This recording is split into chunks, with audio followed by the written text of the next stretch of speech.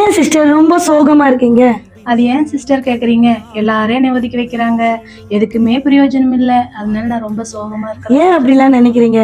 ஒரு குட்டி கேம் பார்க்கலாமா? நானே சோகமா இருக்கிறேன். கேமா சிஸ்டர்? அது பாத்தீங்கன்னா உங்களுக்கு ஒரு தெளிவு கிடைக்கும். சரி வா. அற்பமானதை அற்புதமாய் மாற்றின பொருள் எது?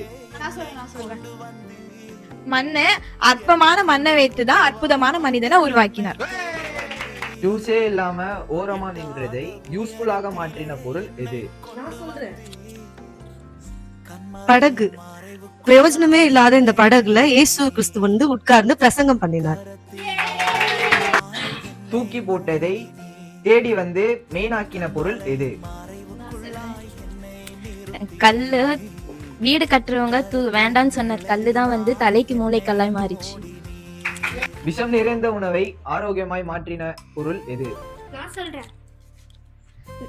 உப்பு. விஷம் நிறைந்த உணவுல உப்பு போட்டதுனால ஆரோக்கியமா மாறிச்சு. ஒரு குடும்பத்தின் கடனை மாற்றின பொருள் எது? குடம். ஒரு குடம் என்ன ஒரு குடும்பத்தோடைய கடனையே மாற்றினது. பாத்தீங்களா சிஸ்டர் கேம்? பார்த்தேன் சிஸ்டர், ரொம்ப நல்லா இருந்துச்சு. இதுல இருந்து உங்களுக்கு என்ன புரிஞ்சுது? ஒன்னும் புரியல. பாருங்க, அற்பமா இருந்த இந்த பொருளெல்லாம் வச்சு ஏசப்பா அற்புதமான காரியங்கள் எல்லாம் செய்வாரு.